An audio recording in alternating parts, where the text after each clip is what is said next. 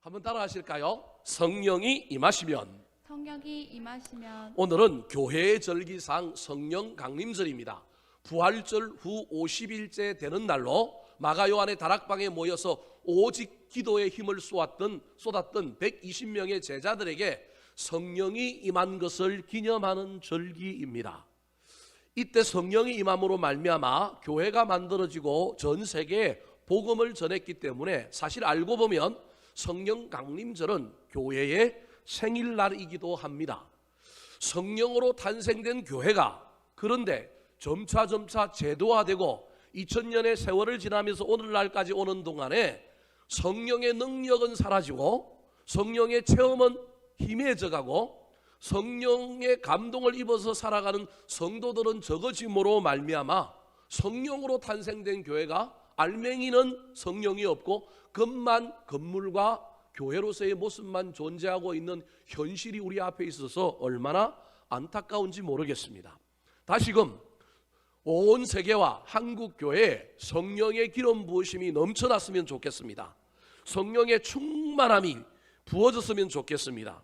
특별히 우리 덕양중앙교회 가운데 성령의 기름 부으심과 충만함이 넘쳐서 이곳에서 신앙생활하는 모든 성도들이 치유함을 얻고 위로함을 받고 힘을 얻어서 이 어려운 시대를 잘 극복하고 나아가게 되기를 우리 구주 예수 그리스도의 이름으로 축복합니다.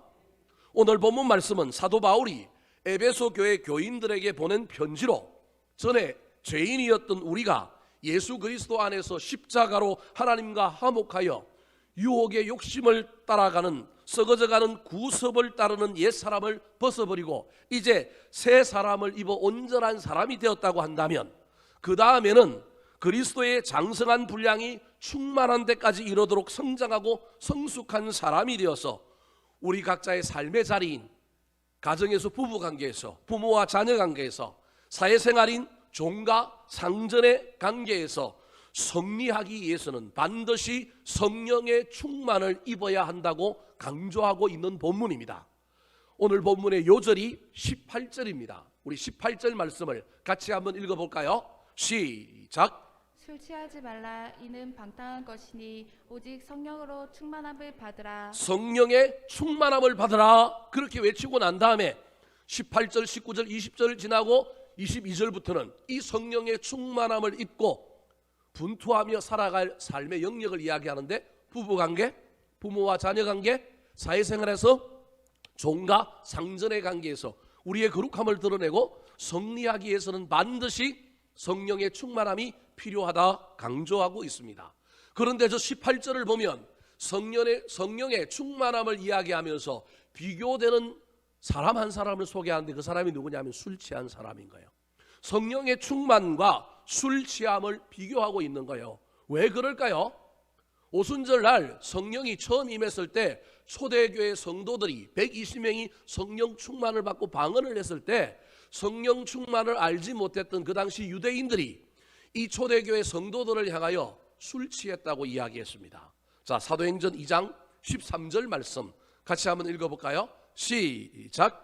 또 어떤 이들은 조롱하여 이르되 그들이 새 술에 취하였다 하더라. 사람들이 보기에는 술 취함과 성령 충만의 외적인 현상이 비슷했기 때문에 초대교회 성도들이 처음에 성령을 받았을 때 성령 받은 줄 모르고 술 취했다고 이야기하고 사도 바울이 에베소 교회 교인들을 가여 편지를 보내면서 성령 충만을 강조하기 위하여 세상에 술에 취해 있는 사람들을 비교하면서 너희들은 세상 사람들처럼 그 어떠한 술과 같은 것에 취하지 말고 성령 충만해라 그렇게 말하고 있는 것입니다. 술 취함과 성령 충만은 그 외적인 현상이 비슷합니다. 화면을 보고 한번 살펴볼까요? 첫 번째, 술 취한 사람은 노래를 잘 부릅니다. 저희 아버님이 예수 믿기 전에 간혹 막걸리 한 잔 드시고 저 멀리 동구 밖에서부터 오면 돌담길 돌았으면을 부르고 왔습니다. 제가 그래서 어려서부터 나훈아의 그 노래를 얼마나 잘 기억하고 있는지 모릅니다. 술 한 잔 드시면 입에서 뭐가 나오느냐 하면 노래가 나옵니다. 성령 충만한 사람은 입에서 원망과 불평이 나오는 것이 아니라 찬송이 터져 나옵니다. 술 한 잔 드시고 오신 아버님은 인사 잘하거나 아들이 말 잘하면 지갑을 탁 꺼내서 돈을 인심 쓰듯이 기마이를 부리시면서 막 주는 거예요. 물론 그 다음날 일어나면 다시 어떻게 해요? 회수 빼앗아 가기도 했습니다. 그런데 술 취하면 지갑이 열리는 것처럼 성령 충만하면 나누고 베풀고 섬깁니다. 술 취한 사람은 술을 먹었음에도 불구하고 취했다 그래요? 안 취했다 그래요? 안 취했다 그럽니다. 그러면서 또 뭘 차리라 그러냐면 술상을 차리고 옆 사람에게, 있는 사람에게 부어라 마셔라 술을 권합니다. 성령 충만한 사람도 교회를 권하고 복음을 권하고 예수 그리스도를 권하게 되어 있습니다. 술 취한 사람은 술 먹고 나면 꼭 마지막에 뭐 하느냐 하면 두 가지를 하는데 그 첫 번째가 울고 불고 난리를 피웁니다. 성령 충만한 사람도 회개의 눈물이 터져 나옵니다.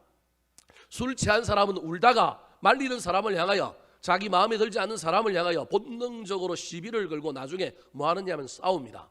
성령 충만한 사람은 가족과 싸우는 것이 아니고, 믿는 자들과 싸우는 것이 아니고 세상과 싸우고 악한 마귀와 대적하여 싸우는 사람입니다. 술 취하면 해가 꼬부러져서 말이 이상해집니다. 성령 충만하면 방언을 합니다. 술 취하면 겁나는 것이 하나도 없고 담대해집니다. 성령 충만하면 고난도 이기고 핍박도 이길 뿐만 아니라 순교를 감당하기도 합니다. 이렇게 술 취함과 성령 충만은 닮은 꼴입니다. 사람은 누구나 무엇인가에 취해서 삽니다. 우리 그리스도인들은 당연히 성령에 취하여 성령에 충만하여 살아야 합니다. 술로 대표되는 세상의 그 무엇에 취해 살면 안 됩니다. 물론 멋에 취해 살고 맛에 취해 살고 낭만에 취해 살 수도 있지만, 우리 그리스도인들이 빠뜨리면 안 되는 취해야 할 것이 성령 충만임을 기억하시기 바랍니다.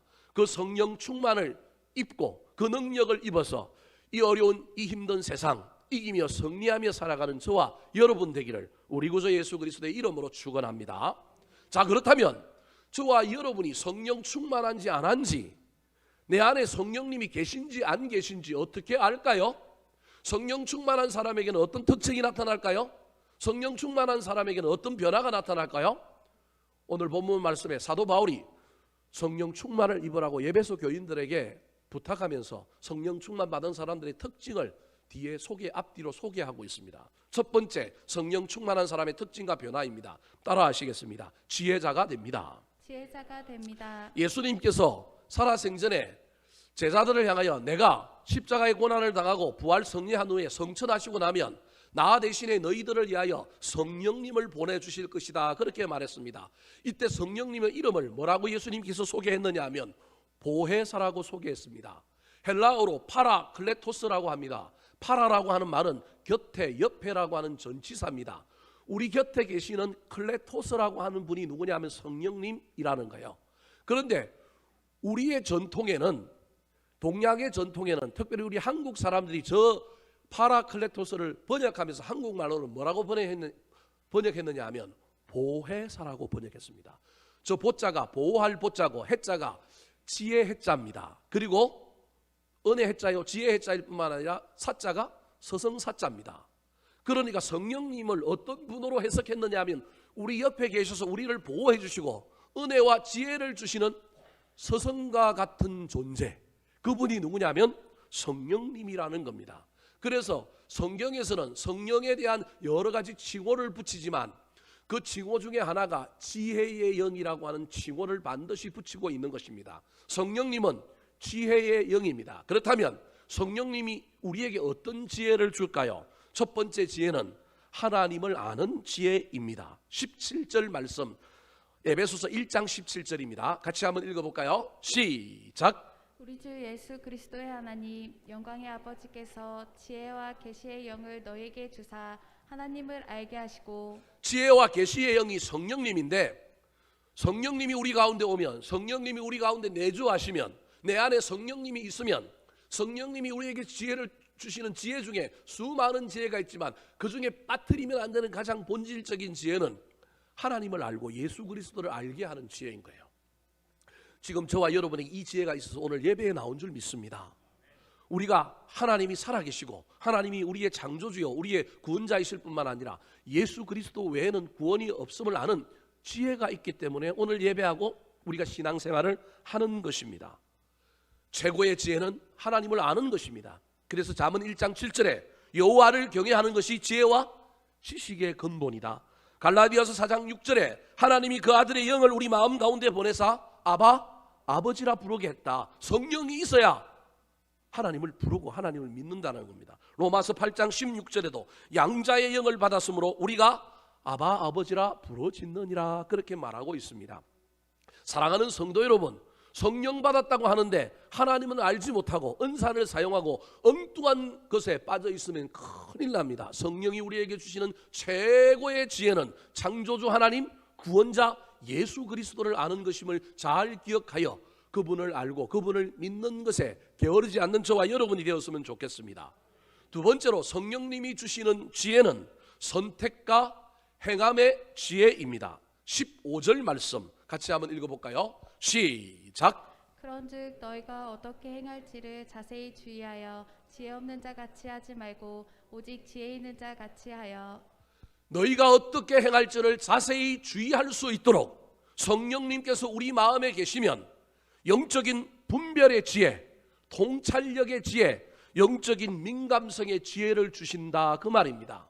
사랑하는 성도 여러분, 선택의 순간마다 저와 여러분이 옳은 선택을 하고 무슨 말을 할 것인가, 어떤 행동을 할 것인가, 우리 생각과 우리 지혜, 내 경험과 내 능력으로 하지 마시고 우리 안에 계시는 성령님의 지혜의 영의 인도함을 받으셨으면 좋겠습니다.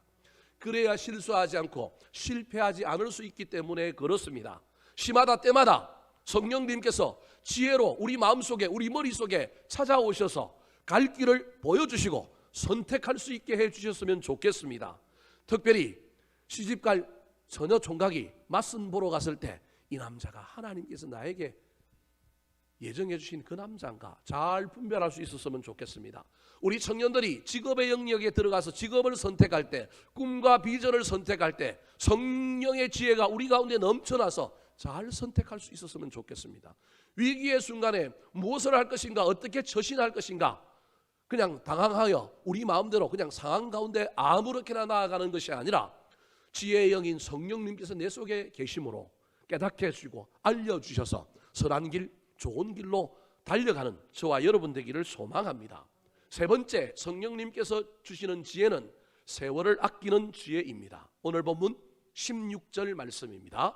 시작. 세월을 아끼라 때가 악하니라. 세월을 아끼라고 하는 말은 기회를 잡으라, 기회를 선용하라는 말입니다. 시간이 얼마 없음을 알고 나에게 주어진 현재와 이 시간과 이 사람을 사랑하고 섬기며 헌신할 줄 알게 하는 분이 누구냐면 성령님이라는 것입니다.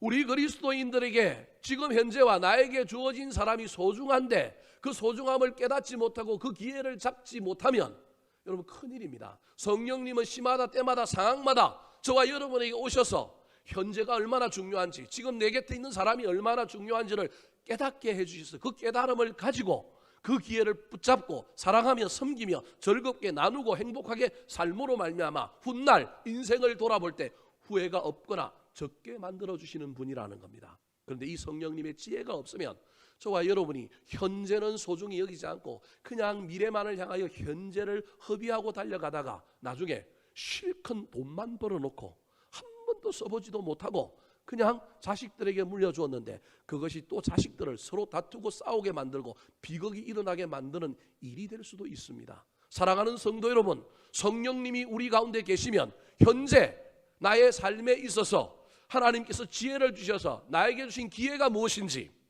내가 지금 무엇을 해야 되는지를 알게 해주셔서 현재의 삶뿐만 아니라 미래의 삶도 풍성하게 살게 해주신다는 사실을 기억하시기 바랍니다. 삼사, 삼기, 삼글이라고 하는 말이 있습니다. 우리 그리스도인들이 해야 할 삼사는 인사와 감사와 봉사입니다. 우리 그리스도인들이 해야 할 삼기는 비우기, 낮추기, 섬기기입니다. 근데 우리 그리스도인들이 하지 말아야 할 삼글이 있는데 그것이 무엇이냐면 좀 더 잘할 걸, 좀 더 나눌 걸, 좀 더 참을 걸. 현재의 성령님께서 나에게 찾아오셔서 지혜를 주는데 내가 그 지혜를 받지 않고 내가 영적인 민감성과 분별력이 부족하여 현재의 삶을 낭비하고 허비하고 제대로 사용하지 못함으로 말미암아 훗날 인생을 돌아볼 때 끌끌끌하면 그 인생은 불쌍한 인생이라는 겁니다.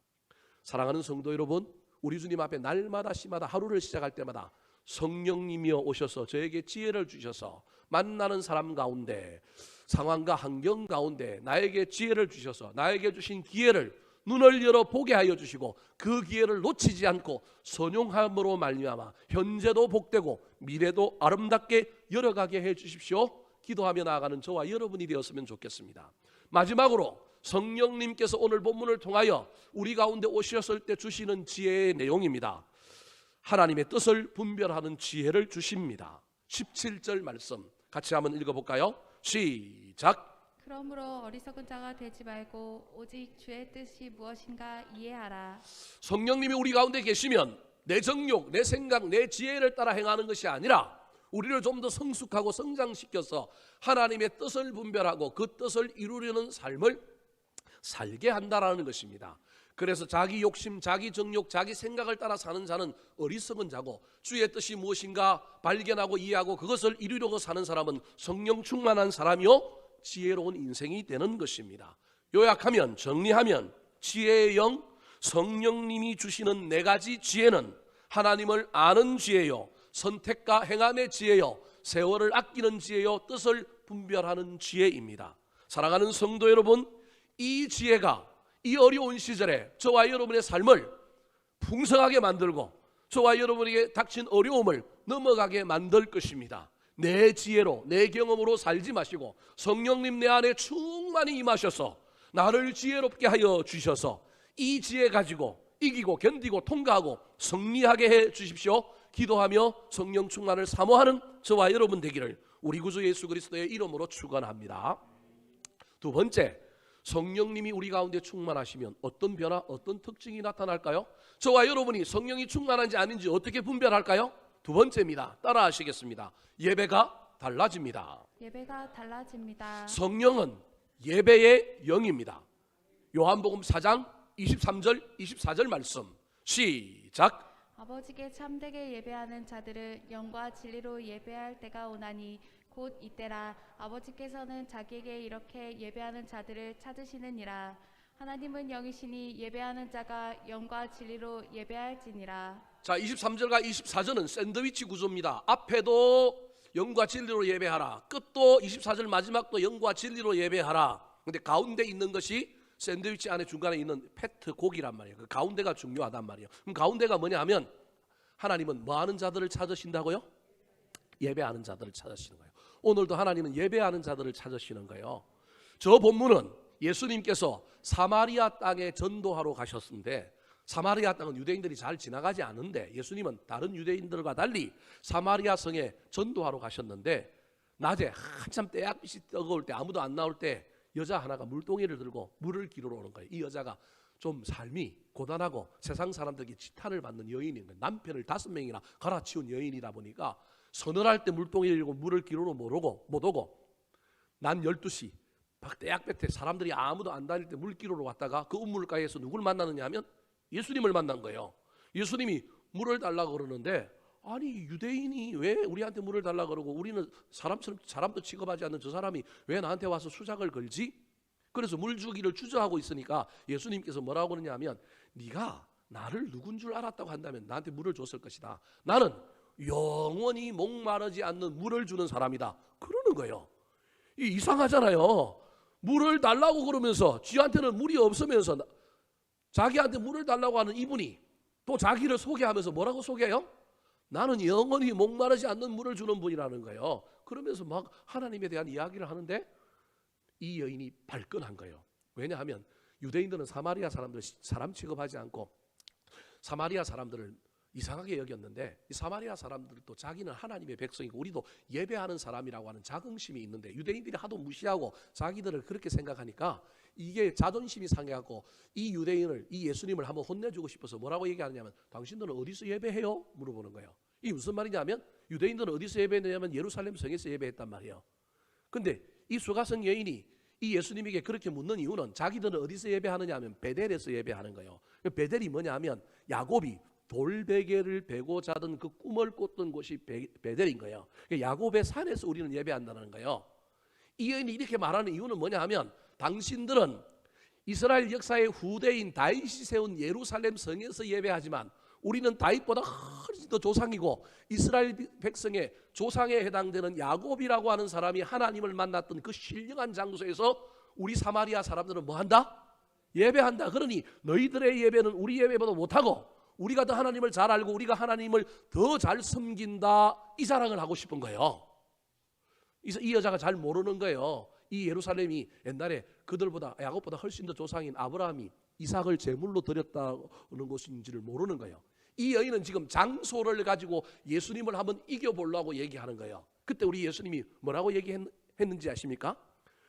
이 산과 저 산에서도 예배하지 말고, 예배는 장소가 중요한 게 아니고 뭐가 중요하냐면 저 23절과 24절, 하나님은 예배하는 자를 찾는데 어떤 자를 찾느냐 하면, 예배는 오늘처럼 이 코로나19 시대에 교회 와서 예배를 드리느냐, 집에서 온라인으로 예배를 드리느냐, 그게 중요한 게 아니고 어디선지 예배를 드리든지 간에 예배 드리는 자는 어떤 태도, 어떤 마음, 어떤 자세로 예배를 드리는가가 중요하다라고 지금 얘기하시는 거예요. 이 여자는 베델이라고 하는 장소의 우위를 가지고 예수님을 한번, 코를 한번 납작하게 만들고 우리가 더 예배 잘 드린다 너희들보다, 이 얘기를 하고 싶었는데 예수님은 장소가 아니라 예배를 어떻게 드리느냐가 중요하다는 거예요. 그러면서 뭐라고 얘기하냐면 24절에 보니까 하나님은 무엇이니? 영이시니, 영은 장소의 문제가 아니라는 거예요. 영은 장소에 상관없이 어디든지 가시는 분이 우리 하나님이기 때문에, 영은 영으로 만나기 때문에 장소가 아니라 영으로, 영과 진리로 예배할 때 하나님이 그 예배자를 찾으시고 그 예배를 받으신다는 거예요. 저기 영이 성령이고 저기 진리가 말씀인 거예요. 성령의 충만함으로 예배할 뿐만 아니라 그 성령의 충만함을 따라서 성령이 해석해 주시는 말씀의 은혜와 감동을 누리는 예배가 참된 예배고 하나님이 받으시는 예배다, 그렇게 말하고 있는 거예요. 그래서 성령은 무슨 영이냐면 예배의 영입니다. 예배에 성령의 기름 부으심과 임재가 사라지면 안 됩니다. 성령 충만한 예배가 참된 예배요, 성령 충만한 사람은 그러므로 예배를 잘 드리는 예배의 성공자이며 참된 예배자입니다. 오늘 본문 5장 18절에서 술 취하지 말고 성령 충만을 받으라, 그렇게 말한 이 사도 바울이 그 다음 19절에 야, 성령 충만 받은 사람은 뭐가 달라진 사람이냐면 예배가 달라진 사람이라는 거예요. 어떤 예배의 어떤 내용이 달라졌을까요? 19절 말씀 같이 한번 읽어보겠습니다. 시작. 시와 찬송과 신령한 노래들로 서로 화답하며 너희의 마음으로 주께 노래하며 찬송하며. 시와 찬송과 신령한 노래, 이게 예배 가운데 있는 거잖아요. 여러분, 성령이 충만한 예배의 필수 요소 중에 하나가 감격적인 찬양이라는 거예요. 감격적인 찬양 뿐만 아니라 그 찬양을 부르는데 어떻게 불렀다고요? 두 번째 참된 예배 요소가 서로 뭐하며? 화답하며. 혼자 드리는 예배가 아니라 서로 화답하며 예배 드리는 거예요. 여기서도 말씀 듣다가 아멘하고 저기서도 아멘하고, 찬양팀이 찬양을 부르는데 그 찬양이 감동되어서 나도 그 찬양에 마음을 담아서 찬양을 부르고, 기도자가 기도하는데 얼마나 그 기도가 멋지고 얼마나 내 마음을 대변하는 기도인 것 같은지 나도 모르는 사이에 아멘함으로 저 사람이 대표로 기도드리는 그 기도가 오늘 내 마음을 담은 기도입니다. 그 마음으로 아멘하는 것, 그게 서로 화답하는 것입니다. 다른 사람을 실족하게 만들고 김을 빠지게 하는 예배자가 아니라 서로 화답함으로 시너지의 예배의 효과를 만드는 사람, 그 사람이 영과 진리로 예배하는 사람이고요, 그 사람이 성령 충만한 사람이 드리는 예배의 태도인 거예요. 세 번째로는 찬양, 감격적인 찬양이 있는 예배, 서로 화답하는 예배뿐만 아니라 어떻게 예배를 드리느냐 하면 성령 충만한 사람은 마음을 드리는 거예요. 몸만 와 있는 것이 아니라 뭘 드린다고요? 마음을 들여서 주께 노래하며 찬송할 때 이 예배가 성령 충만한 사람이 드리는 예배요, 이 예배를 통하여 우리 하나님이 기뻐 받으시는 예배라는 것입니다. 사랑하는 성도 여러분, 지금 저와 여러분의 예배는 어떠합니까? 성령 충만한 예배를 드리고 있습니까? 성령의 기름 부으심과 임재가 가득한 예배를 드리고 있습니까? 혹시 예배를 드리는 것이 아니라 보고 있는 것은 아닙니까? 내가 산 제물이 되어서 하나님께 바쳐진 제물이 아니라 해중석에서 살아서 파닥파닥 움직이면서 나를 만족시켜봐. 예배는 나를 기쁘게 하는 거야. 내 마음에 들게 하는 거야. 오늘 목사님 넥타이가 삐뚤어졌어요. 목사님 오늘 사투리를 왜 그렇게 많이 써요? 목사님 태도가 마음에 안 들어요. 이게 아니라 내가 하나님께 드려지는 예배라고 하는 사실을 잘 기억하여 다시금 성령 충만한 예배자, 감동적이고 감격적인 예배를 드리고 서로 화답하며 마음을 드리는 진정한 예배자가 되셔서 성령 충만한 자임을 증거할 뿐만 아니라 그 예배를 드릴 때 다시금 성령의 기름 부으심을 경험하는 저와 여러분 되기를 우리 구주 예수 그리스도의 이름으로 축원합니다. 세 번째, 성령 충만한지 아닌지 어떻게 우리가 판별할 수 있을까요? 성령 충만한 사람에게는 어떤 특징과 변화가 나타날까요? 따라 하시겠습니다. 감사하는 자가 됩니다. 감사하는 자가 됩니다. 자, 정리를 한번 해봅시다. 성령 충만한 사람의 특징, 변화를 제가 설명하면서 첫 번째, 뭐가 된다고요? 지혜자가 된다 그랬어요. 두 번째, 뭐가 된다고요? 예배가 달라진다 그랬어요. 세 번째, 감사하는 자가 된다 그랬습니다. 첫 번째 제가 지혜자가 된다고 얘기했는데 여러분, 성경에 성령 충만한 사람의 대표 중에 성령 충만한 사람의 대표적인 특징 중에 지혜자가 된다고 그랬는데 여러분, 그 지혜자의 특징을 제가 몇 가지 설명하면서 마지막 성령님이 주시는 지혜를 어떤 지혜라고 여러분에게 소개했어요? 하나님의 뜻을 분별하는 지혜라고 말씀드렸습니다. 그렇다면 하나님의 뜻이 무엇이냐는 우리 각자마다 다를 수 있고 우리 각자가 다 다르게 해석할 수 있지만 성경에 명시적으로 이것이 하나님의 뜻이다라고 기록했는 데가 있어요. 데살로니가전서 5장 16절과 18절에 하나님의 뜻을 명확하게 이야기했다니까요. 여러분, 저와 여러분이 성령이 우리 가운데 있으면 우리에게 성령의 지혜가 있으면 이 뜻을 잘 분별하며 이 뜻을 실천하고 살아야 된다는 거예요. 같이 한번 읽어볼까요? 시작. 항상 기뻐하라, 쉬지 말고 기도하라, 범사에 감사하라. 이것이 그리스도 예수 안에서 너희를 향하신 하나님의 뜻이니라. 삶의 현상 가운데 어떠하든지 하나님이 나를 구원해 주시는 그 구원의 기쁨을 잃어버리지 않음으로 기뻐하라는 거예요. 현실은 어둡지만 쉬지 말고 기도하라, 24시간 기도하라는 것이 아니라 저와 여러분의 상황이 고난 가운데 있고 어려운 가운데 있고 때로는 하나님이 나에게 너무 복을 주셔서 행통할지라도 기도를 까먹지 말고 고난당할 때도 기도하고 복을 주실 때는 감사함으로 기도하라는 거예요. 범사에 감사하라는 말은 평범한 일, 도저히 감사의 제목을 찾을 수 없는 일 가운데서도 거기에도 하나님께서 감사의 제목을 숨겨놨으니 그것을 찾아서 감사하라. 이것이 누구의 뜻이라고요? 하나님의 뜻이라는 것입니다. 또 다른 하나님의 뜻, 여기에 포함하여 네 번째로 하나님의 뜻이 무엇인지를 소개하고 있는 것이 있는데 데살로니가전서 4장 3절 말씀입니다. 같이 읽어보겠습니다. 시작. 하나님의 뜻은 이것이니 너의 거룩함이라 곧 음란을 버리고. 자, 그러니까 하나님의 뜻은 명시적으로 신약 성경에 네 가지를 기록해 놓은 거예요. 기도하라, 기뻐하라, 기도하라, 감사하라, 거룩하라. 이 네 가지인 거예요. 자, 제가 지금 무엇에 대해서 설명하다가 이 얘기를 돌고 돌아서 왔느냐 하면 성령 충만한 사람은 감사하는 사람의 특징을 나타낸다는 거예요. 기뻐도 하고 기도도 하지만 아까 하나님의 뜻 가운데 감사하는 사람, 하나님의 뜻을 분별한 사람이요 성령 충만한 사람이 가지고 있는 특징이라는 거예요. 성령 받은 사람들이 여러분 초대교회 120명이 성령을 처음 받았을 때 제일 먼저 나타난 현상이 뭐였습니까? 방언했잖아요. 방언했다라고 하는 건 방언이라고 하는 것에 구체적인 의미가 있는 것이 아니라 뭐가 달라졌느냐? 말이 달라졌다라는 거예요. 원망하고 불평하던 사람들이 원망이 아니라 불평이 아니라 감사한 거예요. 여러분, 이게 성령 받은 사람의 특징이라고 하는 걸 잊어버리면 안 됩니다.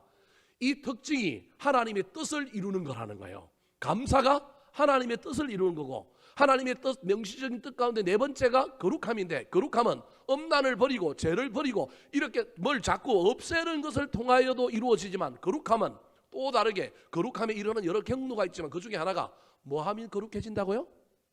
감사하면 거룩해집니다. 제가 지금 그 얘기하려고 여러분에게 이야기하는 거예요. 감사하면 거룩해진다니까요. 성령 충만한 사람이 성령을 받은 사람들의 첫 번째 특징이 방언했던 것처럼 입술이 달라지는 것처럼 저와 여러분의 입술에 원망과 불평보다는 감사가 넘쳐야 하고 감사하면 거룩함에 이르게 되는 거예요. 하나님은 거룩하신 분이라 거룩함을 좋아하는데 하나님의 은혜를 기억하고 그 은혜에 감사하기 시작하면 우리도 모르는 사이에 연상작용과 영적인 순환의 관계 속에서 감사하는 자는 하나님을 닮아가는 거룩한 자가 된다는 사실을 기억하시기 바랍니다. 그래서 오늘 본문 20절에서도 술 취하지 말고 성령 충만함을 받으라라고 하면서 이 사도 바울이 이 에베소 교회 교인들을 향하여 감사해야 된다고 이야기하고 있습니다. 20절 말씀 같이 한번 읽어볼까요? 시작. 범사에 우리 주 예수 그리스도의 이름으로 항상 아버지 하나님께 감사하며. 감사는 성령 충만한 사람의 여러 가지 특징 중에 하나임을 기억하시기 바랍니다. 사랑하는 성도 여러분, 감사는 하나님께 영광을 돌리는 가장 복되고 쉬운 방법이고 돈이 하나도 들지 않는 가성비 최고의 신앙생활의 태도입니다.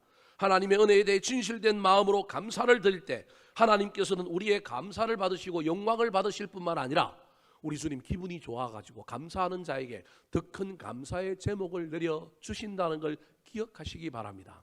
성령 충만함으로 감사하고 감사함으로 성령이 부어지고 능력이 임하고 감사함으로 더 큰 은혜가 부어지는 이 놀라운 선순환의 구조를 경험하는 저와 여러분의 올 한 해의 남은 삶이 되기를 예수님의 이름으로 축원합니다.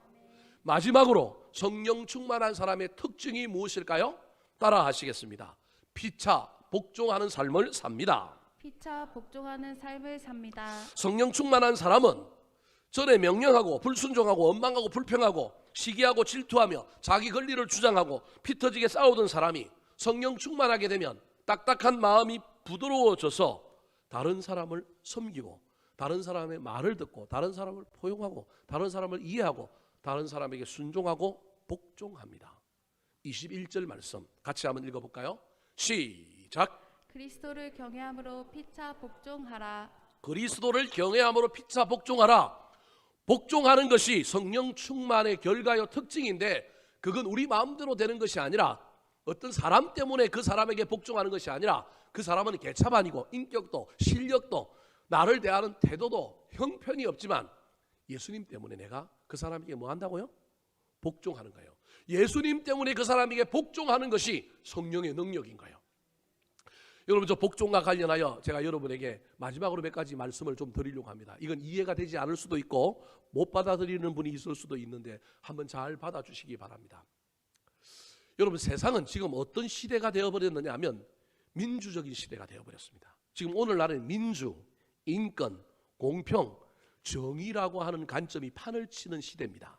근데 문제는 이 민주, 공평, 정의, 인권이라고 판을 치는 이 시대 속에, 시대 정신 속에 악한 마귀의 영이 부분적으로 들어있다는 걸 여러분이 기억하셔야 됩니다. 제가 이상한 말을 하죠.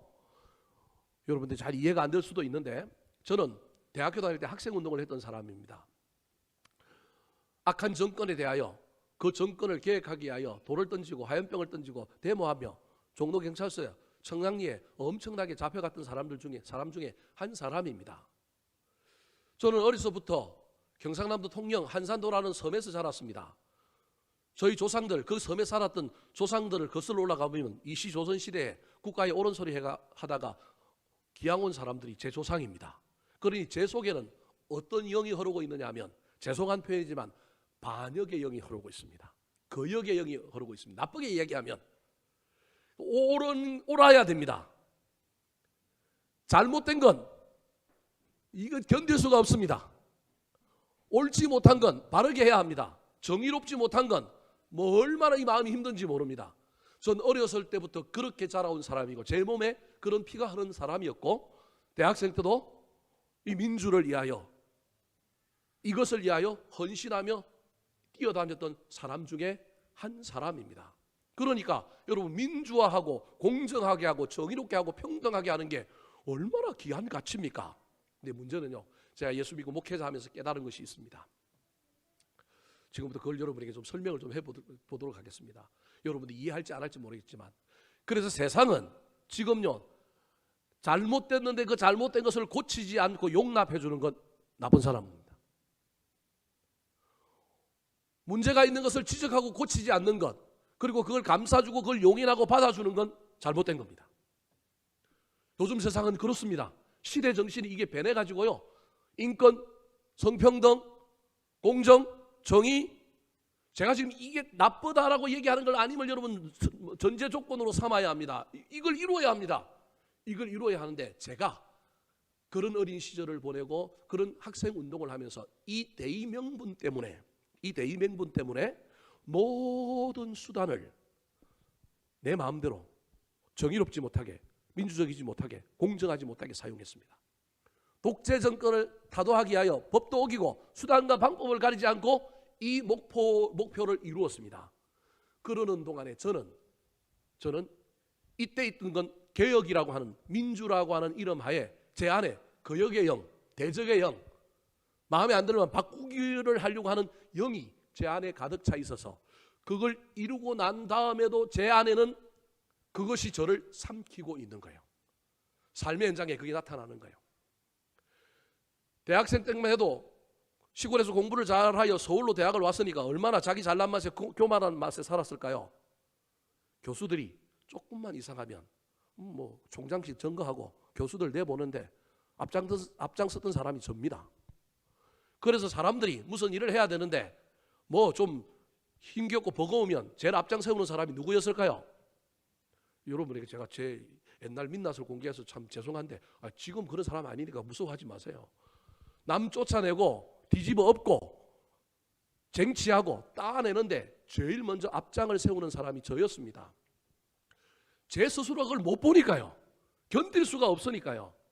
그런데 그것을 이루기 위해서는 수단과 방법을 가리지 아니하였습니다. 왜냐하면 대의 명분이 오르니까, 이것이 오르니까. 그런 삶을 살아왔던 제가 예수님을 다시 한번 인격적으로 만나고 목회자의 길을 걸어가는 동안에 하나님께서 저에게 알려주신 것이 하나 있는데, 그것이 뭐냐 하면, 야, 네가 옛날에는 민주를 위하여, 공평을 위하여, 정의를 위하여 거역하고 싸우고 투쟁하고 그걸 정치하느라고 달려간 거, 그것까지는 내가 이해한다. 그거 나쁘다고 얘기하지 않은데, 그래서 그 다음에 올라가고 난 다음에 네가 이걸 내려놓고 선순환의 고리를 만들기 위하여 그전에는 네가 투쟁하고 싸우고 뺏고 싸우는데 앞장섰다고 한다면, 이번에는 맞춰주고 손해보고 포용하고 이해하고 순종하고 복종하는 훈련을 해봐야 되지 않겠느냐? 제 인생에 그게 없는 거예요. 제 인생에 그게 없는 거예요. 선생님을 좋아하여 선생님을 막 따라가 본 적 없어요. 공부 잘하고 선생님이 나를 이쁘다 해줬는데 내가 막 선생님을 쫓아다니면서 선생님 간이라도 빼먹고 선생님한테 막 잘해주고, 이게 없는 거예요. 인정받는 것으로만 살아왔지 내가 선생님을 잘 모셔본 게 없는 거예요. 학교에서도 제일 뒤에 제가 벽파입니다. 제일 뒤에 벽에 다 앉아갖고 모든 교실을 다 아우르면서, 그죠? 떠드는 놈, 마음에 안 드는 놈 있으면 수업 끝나고 너 왜 떠들어서 다른 사람 수업 듣는데 방해하느냐? 종이잖아요. 옳잖아요. 그러니까 나머지 인간들 중에는 저를 보고 밥맛 없는 인간이라고 안 만나려고 했던 사람이 얼마나 많겠어요. 탁 뒤에서 막 옳고 그름 하나를 가지고 탁 뒤에서 앉아 있는 거예요. 예수를 믿으면서 제가 깨달은 것이 그겁니다. 지금 목회하면서도 저도 넘어지고 실패하여 여전히 이 거역의 영, 이 대적의 영, 이것이 살아 있어서 문제기는 하지만, 목회를 하다 보니까 하나님께서 뭐라고 얘기하고 있느냐면, 야, 예수 믿는다고 하는 것은, 복음이라고 하는 것은 어떤 것이냐 하면, 예수 그리스도의 십자가는 뭐냐 하면 이길 수 있음에도 져주는 거야. 알면서도 참는 거야. 손해보는 걸 알면서도 그 길을 가는 거야. 이게 기독교예요. 이게 십자가고 이게 예수님의 삶이라는 거예요. 그래서 나중에 뒤집어 엎고 나중에 계획하고 나중에 싸우고 이기더라도 제일 먼저 해야 될 일은 뭐냐 하면, 네가 한번 복종해보는 거야. 네가 한번 순종해보는 거야. 네가 한번 손해보는 거야. 네가 한번 맞춰보는 거야. 이걸 먼저 경험해야 돼. 네 힘으로 그게 안 되지. 성령이 네 안에 오면 너를 죽일 거야. 너를 낮출 거야. 네가 다른 사람에게 그 사람이 말도 안 되는 말을 하고 그 사람이 도저히 수준이 낮음에도 불구하고 그 사람을 모시고 그 사람을 높이며 그 사람 따라가게 만드는 분이 누구냐 하면 성령님이야. 네가 그걸 경험해야 돼. 혹시 순서가 바뀌어서 네가 쟁취하고 네가 투쟁하고 옳은 걸 옳게 하는 삶을 살다가도 그게 이루어지고 나면 너 빨리 거기서 꼬리를 내리고 맞추고 낮추고 순종하는 삶을 살아야 돼. 이게 제가 받은 은혜입니다. 여러분들이 이해할는지 모르겠지만 오늘 바울 사도가 에베소 교회 교인을 향하여 하는 이야기가 이거예요. 바울이 얼마나 똑똑한 사람입니까? 얼마나 대단한 사람입니까? 근데 바울이 그 모든 것을 다 뭘로 여겼다고요? 배설물로 여겼다는 거예요. 남한테 한번 져본 적이 없고요. 앞에서 끌고 나가는 사람이고요. 세상에서 천상천하의 유아 독존인 삶을 살았던 사람이 누구냐면 바울인 거예요. 그 교만한 삶도 아니에요. 자기 수준에서 맞는 삶이고 지극히 정상적인 삶을 살았던 사람이에요. 근데 그가 예수 믿고 성령이 그에게 오니까 그가 낮추잖아요. 여러분, 저와 여러분의 인생에 이 경험이 없으면 예수 제대로 안 믿는 겁니다. 저와 여러분이 이 경험이 없으면 성령을 한 번도 경험해보지 못한 겁니다. 어쩔 수 없이 먹고 사는 문제 때문에 비굴하게 맞춰주는 게 아니고요. 제가 말하는 건 지금 내가 이길 수 있어요. 그래도 져주는 거예요. 지금 내가 옳아요. 그래도 져주는 거예요. 여러분, 이게 오늘 본문에 나오는 피차 뭐하라? 복종하라. 나 때문이 아니고 성령님이 오셔서 나를 그렇게 감동 감화시켜 주셔서 참게 만들고 인내하게 만들고 이 경험을 하게 만드는 겁니다. 여러분, 이게 성령의 특징이라고 하는 사실을 기억하시기 바랍니다. 아직도 내 성깔이 살아있어서 파닥파닥 움직입니까? 간혹 움직일 때도 있죠. 그런데 여러분, 그럼에도 불구하고 날마다 나를 쳐서 복종하고 죽이고 이 길을 가면 손해본다는 걸 알면서도 이를 악물고 때로는 손해를 좀 보시고요. 좀 불편해도 좀 참으시고요. 저 인간 저 한 주먹거리도 안 되는데 저 이길 수 있는데 그래도요, 져주시고요. 져주지 못하면 좀 내버려다도 주셔요. 이게 피차 뭐 하는 거라고요? 복종하는 거예요.